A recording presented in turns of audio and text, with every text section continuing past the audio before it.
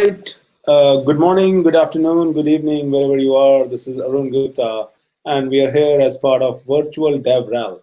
Virtual DevRel is a virtual meetup inspired by Virtual Jug community, essentially meant for all DevRel people.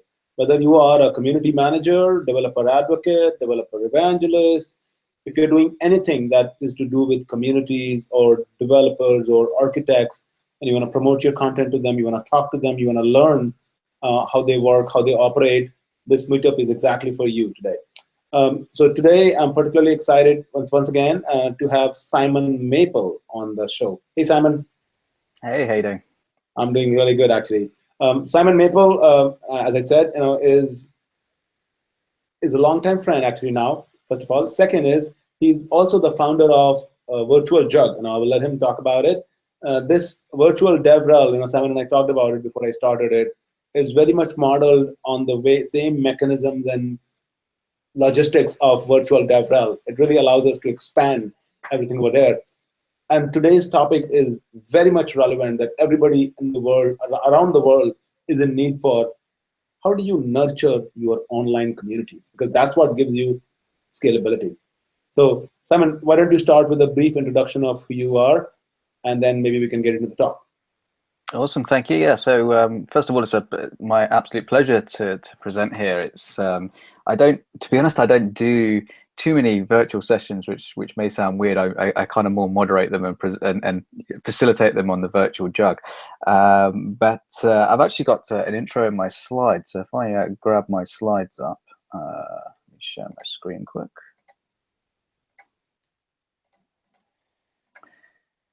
Okay, so here we are, nurturing online communities. So this is a little bit about myself. I'm a developer advocate for Zero Turnaround. I used to be a developer advocate for IBM as well. I was a developer with IBM on WebSphere for approximately around 12 years. And towards the end of that, I did a lot of developer advocacy and technical evangelism. And for the last 3-4 years, I've been at Zero Turnaround, a developer tooling company, and I've been the developer advocate there. There's a bunch of things that I do, such as around community, including the Virtual Jug, as we've mentioned, but also the London Jug. And the London Jug is a jug that's probably been around maybe, I'd say 6-7 years now, probably a little bit longer actually. And we have around 5,500 members in the London Jug, and it's obviously a physical community, and it's a traditional Jug user group style community. I have a number of other things down there which I could talk about, but this is really more about me in a non-professional sense. I'm a husband, I'm a father of 2, I'm a full-time developer advocate, I love traveling, I love playing football or soccer, I guess, in the US. But what I'm trying to purvey here is that there's a lot more to me than just my work. And as someone who tries to, do a lot and spend time with my family and as well as doing my day job and things like that, I find it hard to spend time doing other things like traveling to meetups and traveling to community events. While they're absolutely amazing, I live around an hour outside of London. And so for me, you're probably looking at a 2-hour round trip, maybe a 3-hour round trip to get to a specific place in London. As a result, I created the Virtual Java user group, the Virtual Jug. And I created this almost 3 years ago. It's our 3rd year anniversary in November. And the idea of the Virtual Jug is that I can still get access to great content. I can still network and talk to people in my community. And I can do that without having to, have a 3-hour round trip to a certain place to meet up. And there are, of course, advantages and disadvantages to doing this. And we're going to look at this in some depth in this presentation. One thing as well that I'll mention at the bottom here is that we have which is the company I work for, and the reason why this is important is that we get very little money from the sponsor, because the user group itself has very few costs associated with it. But the biggest cost in creating and managing a community is the time of that individual. And as I mentioned here, time is one of those things that we don't have too much of. So to create a successful community, it's very, very important that the people who are running it, the leaders, the founders, they don't just have that passion, but they have the time to spend on making that community work. And I'm very fortunate in that Zero Turnaround see the benefit in the community. They see the benefit of talking to developers, and that benefit has allowed myself to spend a considerable amount of my work time creating or spending time in creating a better environment in the virtual Java user group in return for Zero Turnaround being named as a sponsor. So there's a bit of give and take in that, but it provides me with the time to invest in the virtual jug.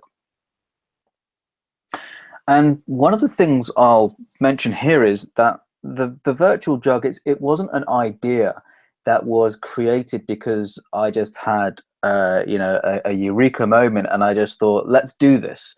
All great ideas, or many great ideas, come from the need, and the need was actually something that I experienced myself. The need was I wanted to still experience great content, but without having to travel, without having to spend that time away from other things that I needed to take care of. And I thought there are probably other needs that other people will have. For example, perhaps people just plain don't live next to a Java user group or a user group that they want to follow. I'm actually quite fortunate in that the London Java user group is a large active user group. However, there are probably many people who live next to a Java user group that doesn't meet that regularly or doesn't get great speakers in. So it's very, very important that the need was there, and that's what drove the success ultimately, because other people who felt that need engaged with us straight away. So in terms of what we actually do on the virtual Java user group, I'll give you a quick overview before we talk about nurturing user groups. We do a bunch of stuff, actually. We started with just regular sessions, and this is actually very, very similar to the session which I'm giving now, whereby you have an audience, they can ask questions through a certain medium. The presenter can either talk directly to the camera or provide slides and talk over them, as I'm doing. And this is how we actually started. And then what we tried to do is we actually tried to do a different format. So we tried a book club next, and the book club is essentially whereby you get a number. We find an author, we find a book, we try and get a deal on that through their publishing agency, and we read through the book as a group. We come together every couple of weeks or every month, and we talk through some of the chapters, see if people have got questions, and try and clarify certain areas. And we do that with the author of the book as well. So this was something which we have done and are still doing. I think we're onto our 5th book now, and that seems to be working fairly well.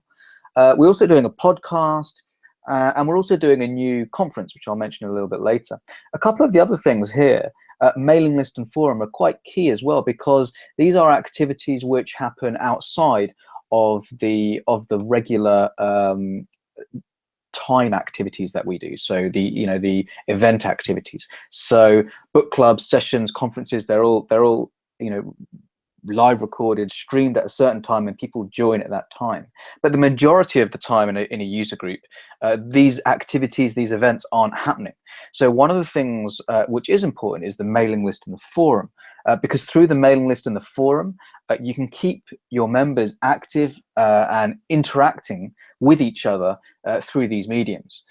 It does take time, and it does take an amount of seeding. We're certainly not quite there yet with it, but I know other mailing lists, like perhaps the London Jug, is much better at doing that. And it's very often about training your members that the mailing lists can be used as a place that people can ask questions, people can give support, and that kind of thing. It's not just a place whereby people get announcements about certain, and of course the forum is there as well. The forums are much better place for people to discuss rather than a mailing list, because typically when you have large groups, so like the virtual jug is already in over about 6,200, I think.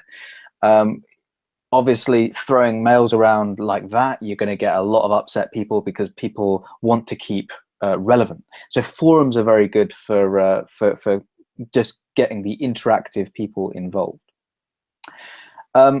One of the other things that we're doing is the VJUG 24, which is another idea which we had about pushing that virtual experience into a conference, because there's no reason really why we couldn't have a conference. Essentially, it's just connecting a number of sessions together. And the VJUG 24 is something which we're going to be trying for the first time in September. And it's 24 sessions back to back, which we'll be doing online. So it's going to be 24 hours. And one of the things that we're going to be doing here is trying to interact with existing user groups, so physical user groups. So here, every single session, we're trying to get sponsored, and we're trying to get a Java user group to meet up, a physical group to meet up, and they will connect to us via the Hangout. So our speaker will also be remote, and we'll be able to interact both with the virtual audience as well as the physical audience in a certain location. So this is just something we're trying. So hopefully you can see that, you know, when we talk about user groups, you don't just have to necessarily have a single thing which you specialize in. You can actually do pretty much whatever you want. I mean, the possibilities are actually more endless than obviously just a physical meetup, because not only can you reach out to many more different people around the world, but you can do things that wouldn't necessarily be possible, easy, in a one-to-one basis. So when we talk about nurturing communities, one of the key things that we have to learn is who the people in our community is, who the people in our community are, what they want to take out of our community. Because essentially, we don't want our community to serve the leaders, right? The leaders have an idea of what they want the community to be. But what we should really do is provide not just content, but provide the ability for the community, the members, to dictate the direction, to some extent, of the user group itself. So by this I mean, you know, what do people want from the user group? We have now in the virtual JUG, we have around 6,000 members. One of the things we want to do is send out a survey to all our members to understand how they use the virtual JUG. So for example, we have a website whereby we make use of Hangouts, we make use of IRC. Are people using it in the way we expect? What do people like? And then we can continue doing those things. What do people dislike and not really use so much? So we can cut those areas of our effort and put more effort into what is serving the community.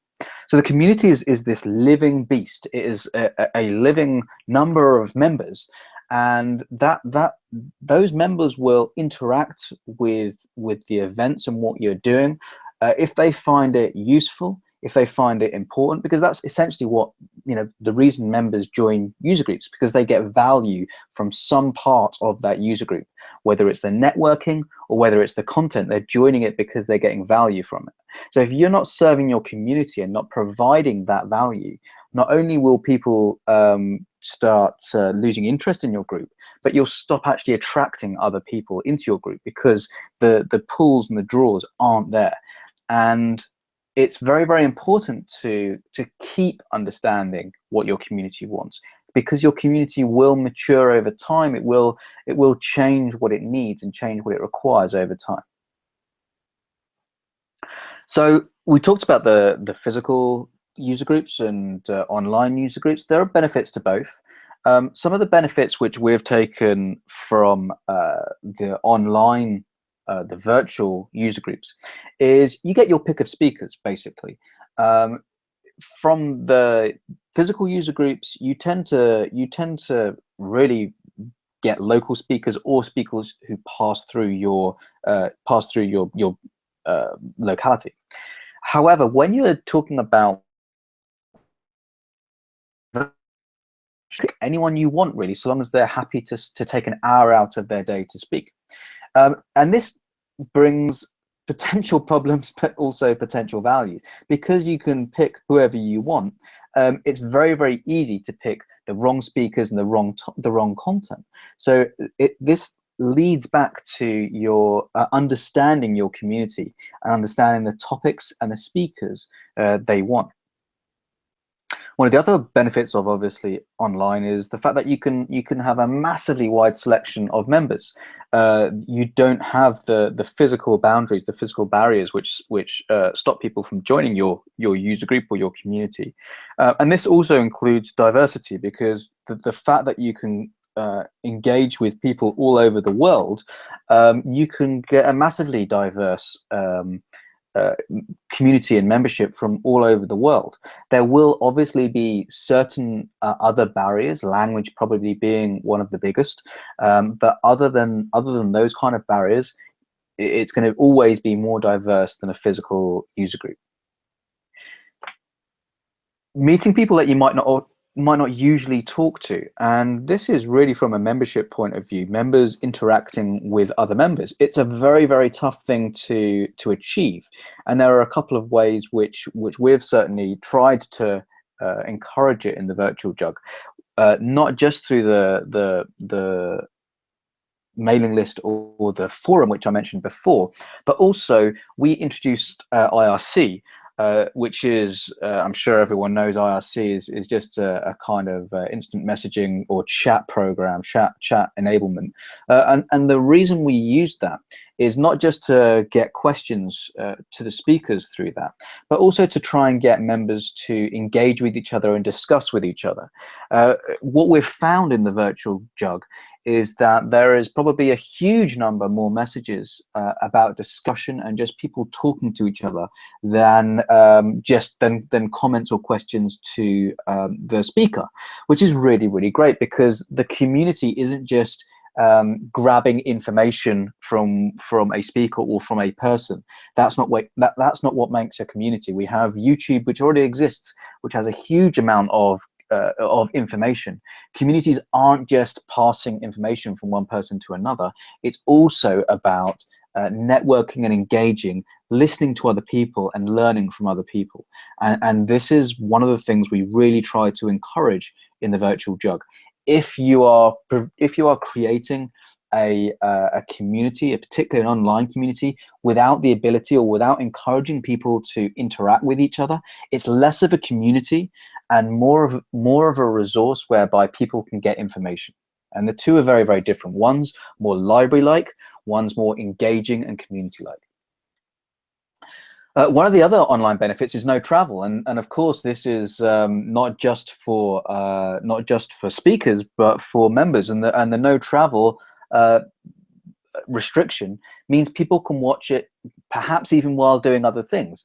And watching at work is actually something which we get a lot of people do. Obviously, with the Virtual Jug, we can't pick a time that works well for everyone. So many of our members actually watch sessions at work, particularly in the US, because our sessions are normally 5 p.m. UK time, which is an hour earlier than this session is being given.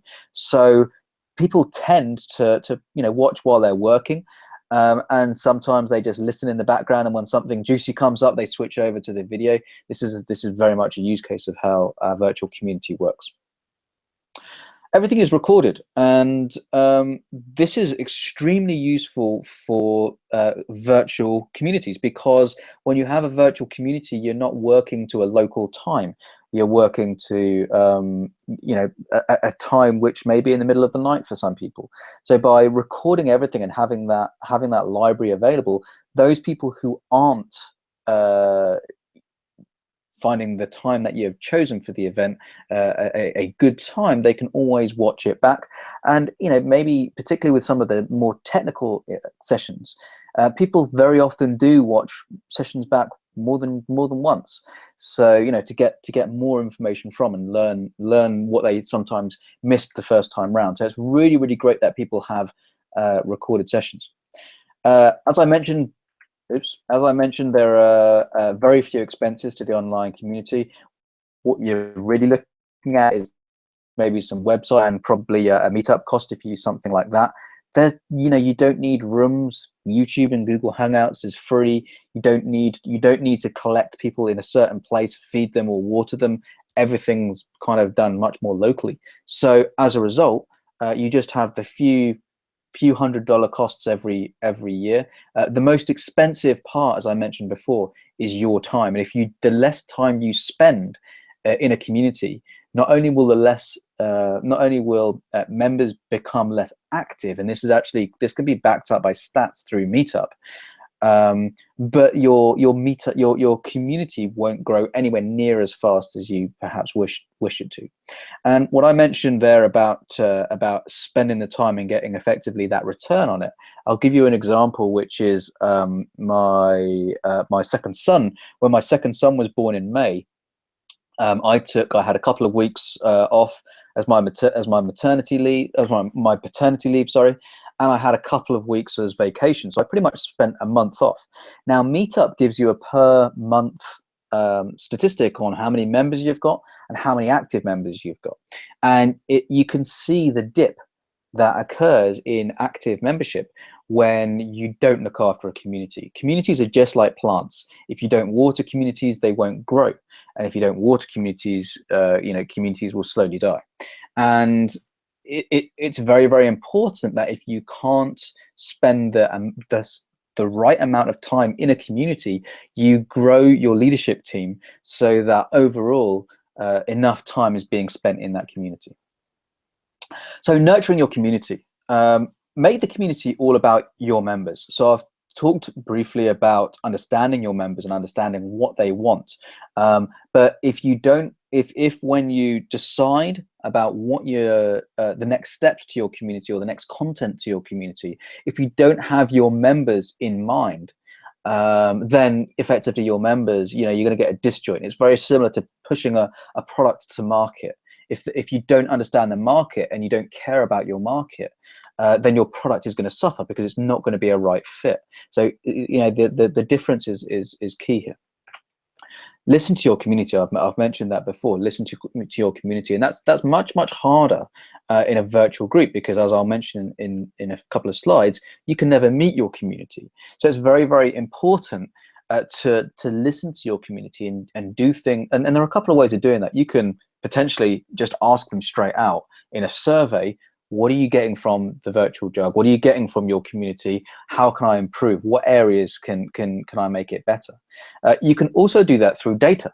And whether it's RSVPs or whether it's number of people going into IRC in a session, number of people who watch a certain video back, you can see how your members are interacting with your website or with your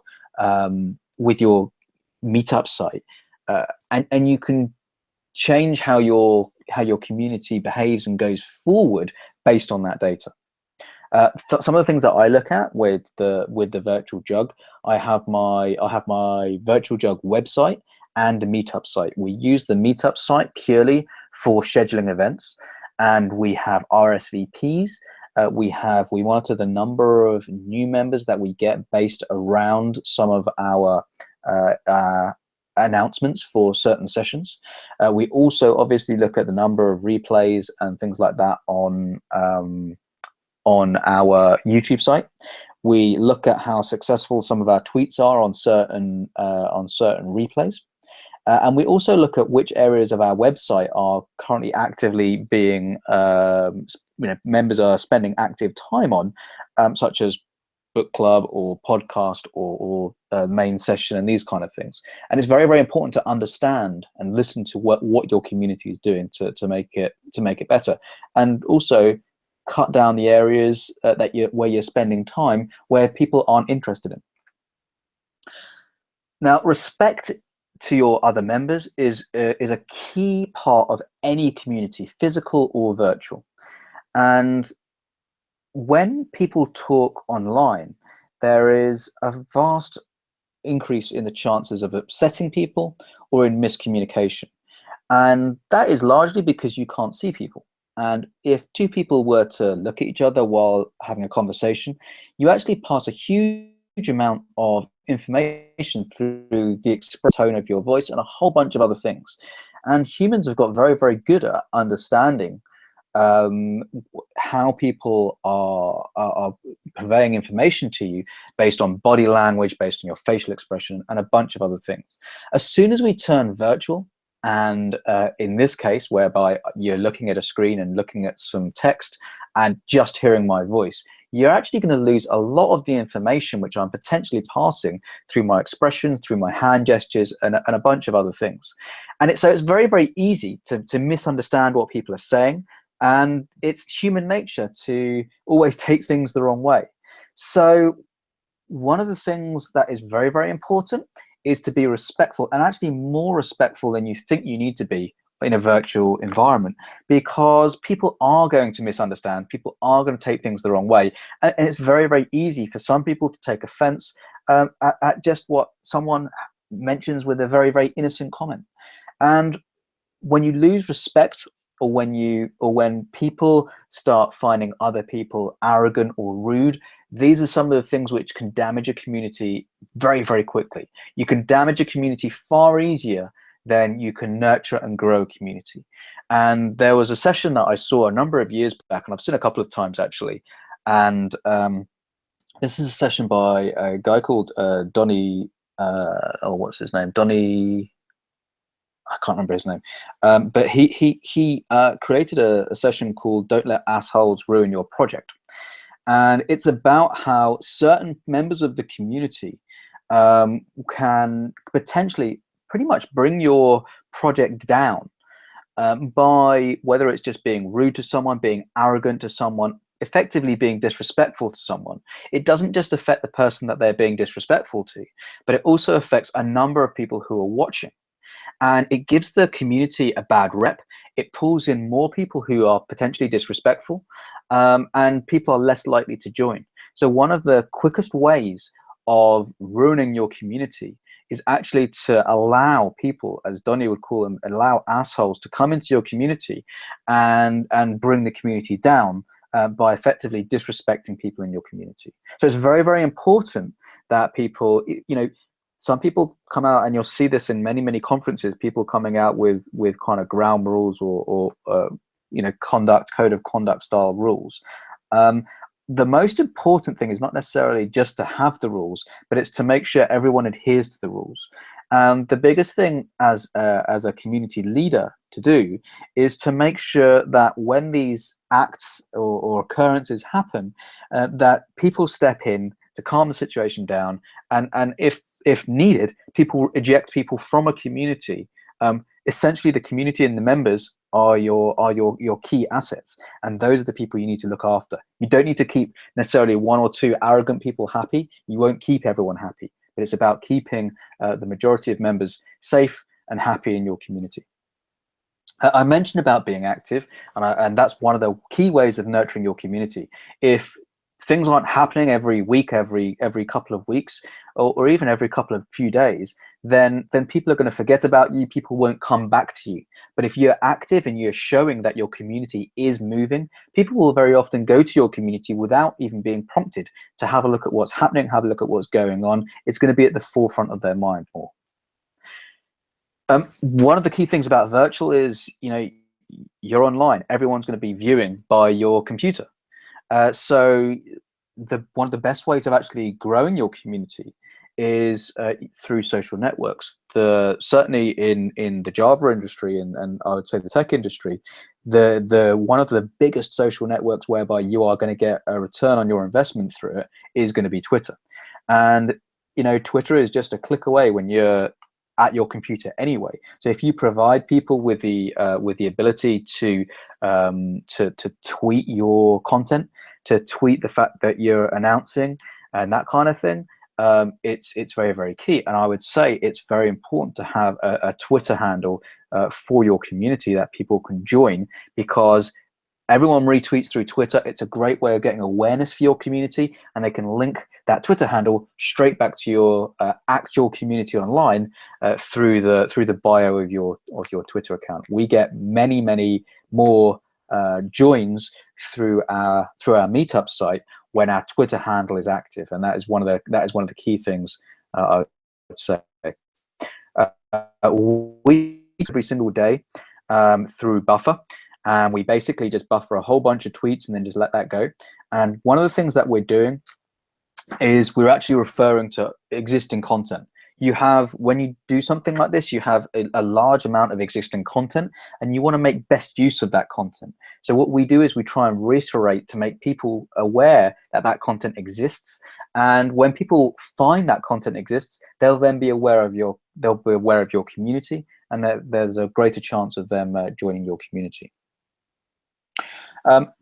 It's building trust is extremely important, and there isn't just necessarily a trust with you as a leader, but there's trust within the community as well. And this is having trust in the community is something which, when people have, they'll be more likely to interact with you. And if we pull this out to maybe more of a kind of product example, if we was to do some marketing of a product, we might go to we might exhibit at a few shows, we might do some advertising, we might have some AdWords, and people are going to see maybe a number of these before they actually start knowing about you. And there's going to be a certain trust whereby you need to pass until they actually go forward and think, let me try your product. I believe in you. I understand you as a company. I understand you as a company name. And then they go forward with you. So building that trust is extremely important, and making sure, and we'll talk about this in a little bit more in depth in a few seconds, but making sure you don't abuse people in terms of their details, in terms of their trust, essentially, is very key. And as a leader or a founder of a community, you do have a large number of members which effectively people are going to want to have access to. There are going to be a large number of companies that look at you and say, there's potentially a perfect market for me. How can I get their information? How can I get to get to those members? And building the trust is, in a way, very, very good, because it's almost like a contract that says, what, I'm going to look after you as a member. I'm not just going to give your information away to anyone at all. I'm not going to give your information. I mean, I don't even give the Virtual Jug contacts to my company Zero Turnaround, because that's not building trust. Content is king. There are obviously a bunch of other things which create a successful community. But if we think about why people join communities, a number of people are typically going to join because they do want to talk to other people. But the vast majority are actually going to join because they see some bait, which is, oh, look at this great session which is appearing. For example, when we have our big sessions, like for example we had James Gosling, the creator founder of Java, we had a session with him last year in January, and when we announce those kind of sessions, the content is king. People will come to the Virtual Jug. They will join our community because of that content. So being able to announce content, announce things which people are interested in, is one of the best ways of growing your community. Also, once people are there, if you don't continue to provide that content that people want, people just simply won't RSVP, and people won't continue to enjoy your community. Protecting your community, and this is partly what I was talking about with building trust, but protecting your community not just from a whole raft of people that want to advertise, want to recruit, and also people that want to just grab your details. It's very, very important that when members join, you just don't use them as I hate to call people resources, because that's not what they are. People aren't numbers. People are part of a community. They're individuals, and you need to respect that and protect your members from other people, because we don't create communities just to use people as potential buyers or potential customers. We're doing it to bring like-minded people together to learn and to make that area which the community surrounds a better ecosystem to be in. I mentioned investing time, but I've added it here as a final point, or I think maybe there's one more. Investing time into the community. This is potentially one of the strongest parts. If you don't invest time into the community will very often die. There are one person who's willing to help in a community, there are going to be 1,000 others, 100 others that are literally going to be just there to grab information, just there to learn and understand. So it's very, very important you invest time in your community and you find others that are also willing to invest time, because you also want some kind of redundancy in your leadership team, so that if one person, for example, when I went away for my paternity leave, it's very, very important that other people were there to step in to keep the community going to some extent. Okay, so there are obviously benefits to face-to-face as well in terms of the physical user groups that people go to. First of all, everything is more personal. What you will gain in a single meeting with someone, or a single meetup, a single event, will take a number of online events to actually still get that same rapport going with people. It's much more impersonal when you're just watching a computer screen. The sense of belonging as well is very, very great when it's a physical user group, or a jug, or whatever you guys are running. When you look at it online, it's potentially very much seen almost like more of a mailing list, or a way whereby a newsletter, maybe a way that people can grab information. So the sense of belonging to a community is much greater when you're actually physically in a room with a large number of people. One of the other things, of course, is you can spend time with the speaker. That interaction that you can get with the speaker is far more valuable in person. Talking, asking questions afterwards, getting that one-to-one time, whether it's going to the pub afterwards and spending time with the speaker there, that is very, very important and key to why physical communities and physical user groups are very, very successful. For me, these parts are some of the most important things of a physical user group. And we can't necessarily duplicate that, right, with a virtual group. We can't try to emulate what a physical user group is doing, because the boundaries are way too high. We can't get that same face-to-face interaction. We can go some way to making it easier to get over those problems, or make those problems smaller, but we can't get rid of them. So what are the problems with face-to-face meetups? Well, sorry, should I say, what happens when you lose that face-to-face interaction? Well, first of all, you never meet your members, okay? I mean, I'm fortunate enough to be in a role whereby I do travel a fair bit, and I see a number. I do meet a number of my of people who are in the virtual jug. So for me, I do actually kind of meet some of my virtual members, but you won't meet anywhere near the right number of members to actually get a good global feedback. So meeting your members is very, very important, because it's about getting the understanding. I wouldn't necessarily need to write surveys if I can just meet my members and have an open conversation with them. One of the problems with surveys, of course, is you only get the answers to the questions that you ask. And very often those answers could be wrong depending on the way that you ask the question. So meeting members, talking to people and understanding them face to face is extremely important. Again, it's not something we can do. I mean, I try to talk to as many virtual jug members as I can when I am out. The only other thing I can do is really survey people and understand what people are doing through data, and measure and decide on my future activities based on what people are getting out of the user group, and that's how I direct the user group. Speaker interaction is hard for a couple of reasons. Very often the number of people that are going to be watching the session, whether that's recorded or live, is going to be a lot higher than the number of people who are going to be at a physical user group. And also the time that you can spend with the speaker afterwards is very, very hard to emulate. Speaker interaction is very hard, and what we try and do is by using we try to do that by using the using IRC during the session to ask questions of the speaker as we go, and we try and do that in a two-way manner. YouTube isn't great for that because there is a delay. There is like a 10-20 second delay. It has got better. It was like 30 to 40 seconds, but it is still enough that you can't really have that easy two-way conversation conversation.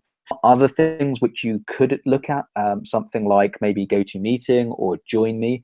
But one of the reasons that I wanted to use and stick with YouTube and Hangouts is for a couple of reasons. One, because I like to keep things simple, and doing less provides less headaches with things going wrong. That was one thing. The second thing is I wanted to create as fewer barriers as I could in allowing people to RSVP and then view what you're actually trying to show them. It's amazing how many how many people you lose by just increasing the number of clicks they need to go through by even 1 or 2 clicks. So just by saying, you know what, I'm going to use YouTube and embed that video into my Virtual Jug site. That, for me, gives a very, very easy UX in which people can join the community. So speaker interaction is hard. That's always going to be a problem. Audience involvement. In fact, this time, just an hour ago, I ran a Virtual Jug session, and what we actually did was we had a couple of speakers which were live. We had a physical user group which we actually invited, and this was the London Jug. And I'm actually at home right now, so I was interacting with the London Jug live through the Hangout, and we had virtual audience as well as the London audience. And by doing that, we tried to encourage and allow our London audience to ask questions of our speakers, and for our speakers to also ask questions of our audience and get that instant feedback. It didn't necessarily work as well as we planned, but it's the first time we've done it, and we're going to be doing it more in the VJug 24 conference. So I'm hoping to learn from that, and I'm hoping to increase that involvement. Talking of audience involvement, any questions so far, Arun? Not at this time. Okay, cool. So life after sessions. A session isn't just something that comes and goes and then finishes. We need to make use of that session as much as we can. And some of the things that we do is we provide write-ups of the session, so that people in the community that do prefer to sometimes read a write-up rather than view a larger video, which is going to be bigger and harder to consume, we provide write-ups, and we try and provide them in a timely manner after the session. As I mentioned with Twitter, we do try and make as much use of existing sessions as we can. So we ping that around Twitter and try and get as many repeat views as we can. So content can die easily. If you leave it, you're really only relying on some SEO in Google. And very often people who are Googling maybe just want written content rather than video content. So in terms of what I've learned in a virtual environment whereby you're very dependent on videos, if you don't try and push that content yourself through social media and through newsletters as well, we try. I've actually been a bit slack on it recently, but we try to push out a monthly newsletter whereby we give a roundup of our content, and that does get a good number of hits on people watching. You're effectively just reminding people that this does exist and it's there. Go and check it out. Also, the ability for people to subscribe to a channel and see a huge number of videos on that. People can actually click on one video, then go to the next, and so forth. So content can die quite easily, and it's your responsibility to make sure people are aware of that. So I'm almost up on time, a little bit longer, but my summary, if there were 3 things that I would say about engaging with your community, is first of all, it's very, very important to listen and understand who your community is, who the members of your community are. Understand that there are individuals, everyone wants different things, but try and understand exactly why people have joined your community and what they want to get out of it. You should, of course, have an understanding about what you want to provide the community, and where you want the scope of the community to be about. But it's extremely important to listen and understand what other people want from your community. Otherwise, you could be completely off the mark. Respect is key to a community, and when you nurture a community, respect is almost one of the highest things, because it's not a community unless people are engaging and mutual respect, and a feeling that people feel safe not just to tweet about a community, not just to answer on IRC or send an email, but just to coexist and belong to that community. And the third thing that I would say is very important is to protect your users. You've got your users.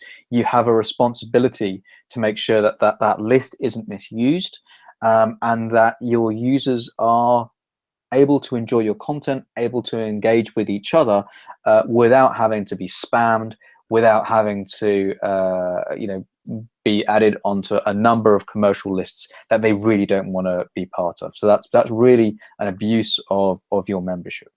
And those are the three things that I want to kind of leave you with.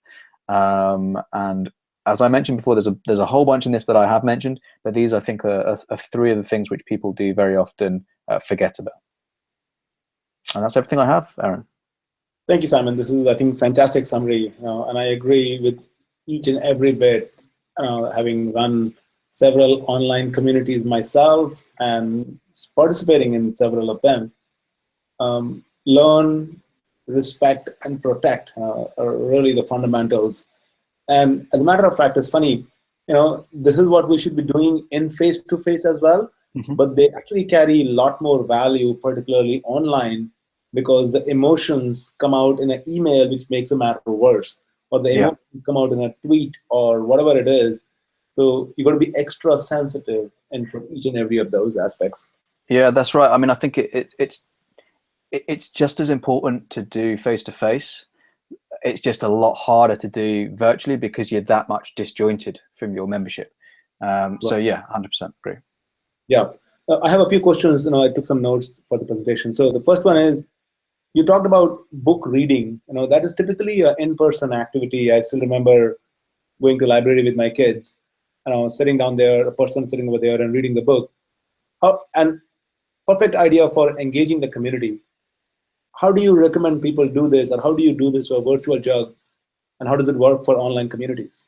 Okay, so the one of the things that we thought about with the book reading is if you was to imagine a kind of a book reading club that would happen physically, what you'd typically get is a group would pick a book together, or take turns in picking a book. They'd go away, they'd read in their own time, in a couple of weeks or whatever, they'd read certain chapters, and then they would come back together and they would discuss, analyze parts of the book. If you was to look at something which is kind of science fiction-y, for example, you discuss parts of that, you'd give your opinions about what the author was trying to say and so forth. And it's that engagement when people come together that I think is very, very key, because if you was to look at a regular session can very, very easily just be a person trying to preach, a person just trying to talk about, this is my opinion, this is what I think, and then it ends there. So one of the things that we were trying to achieve with the book club is that activity between our members. So yes, we have a speaker there, yes, we have the author of the book, but they're really there to answer the questions of our members. So we don't actually even have a script or a presentation or anything for those sessions. We literally have a few seed questions, we have the author, and we have our audience, and our audience drives that entire session. So yeah, the reason behind doing the book club is just to get a more engaged, user-led session. Gotcha.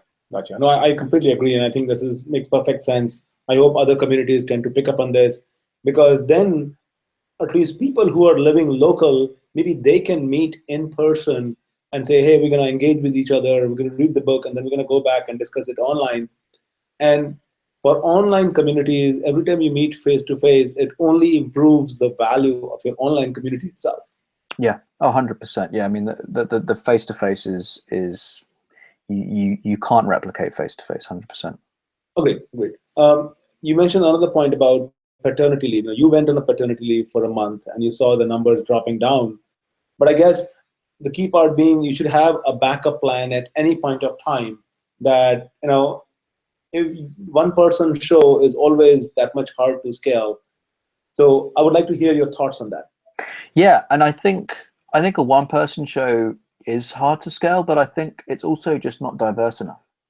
And I think if you intend to have a kind of community, then your leadership team should be representing that community. It's something we have 1, 2, 3, 4, 5 countries covered in our leadership team, and even that's not good enough, because you can't ever be too diverse or diverse enough without having a leadership team of like 200-300. Right. So I think it's definitely worth having, not relying on a single person. That's 100% true.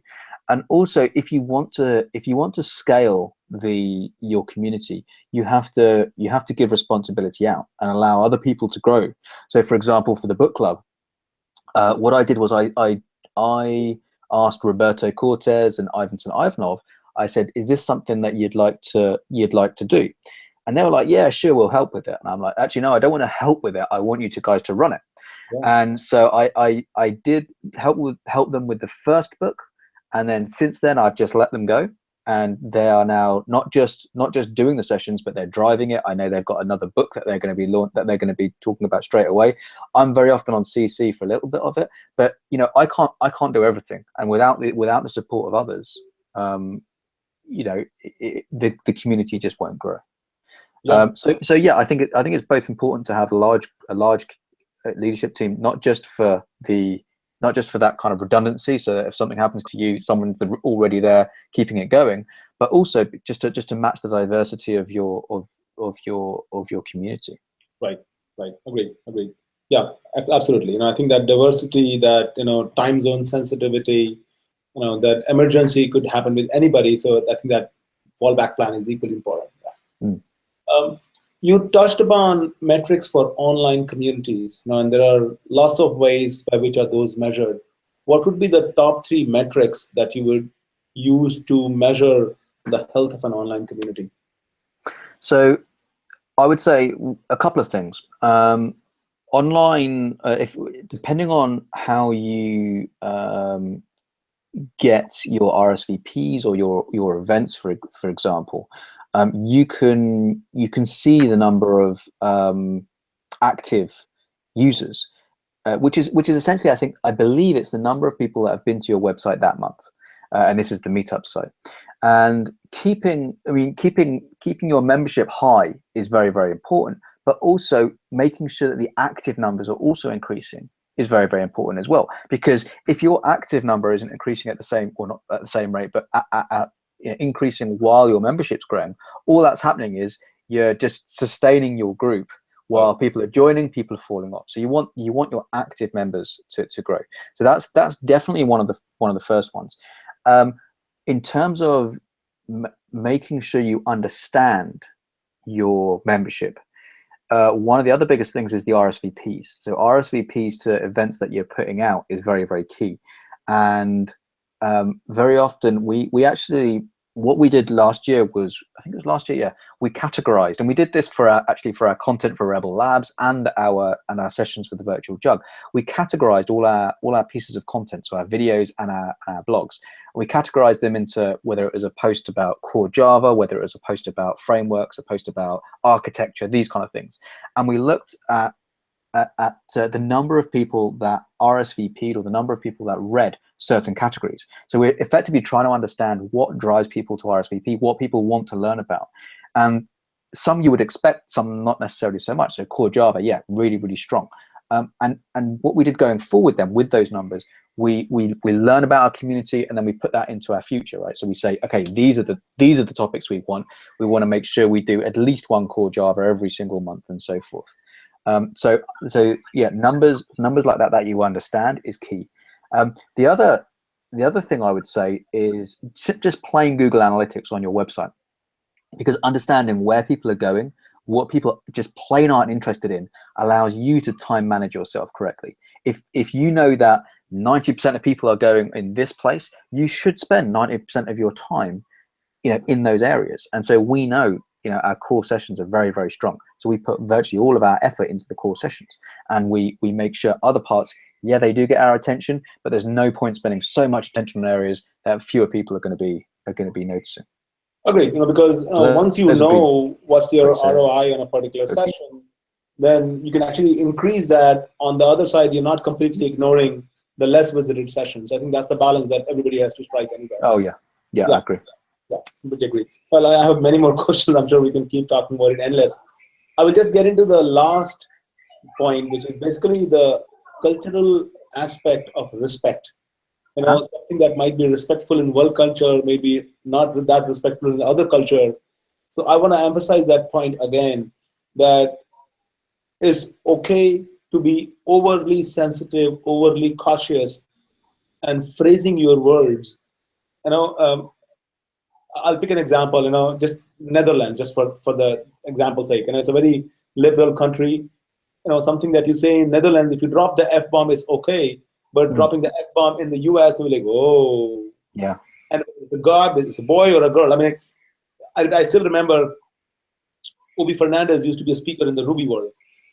He was giving a talk at a conference in India. The guy was giving the keynote for a RubyConf, and he dropped the F-bomb a couple of times in the keynote. This is in India, extremely conservative, lots of boys and girls sitting over there. In between the keynote, the conference chair stood up and told the guy, hey, you know what? Don't drop that. Yeah. That's not sensitive here.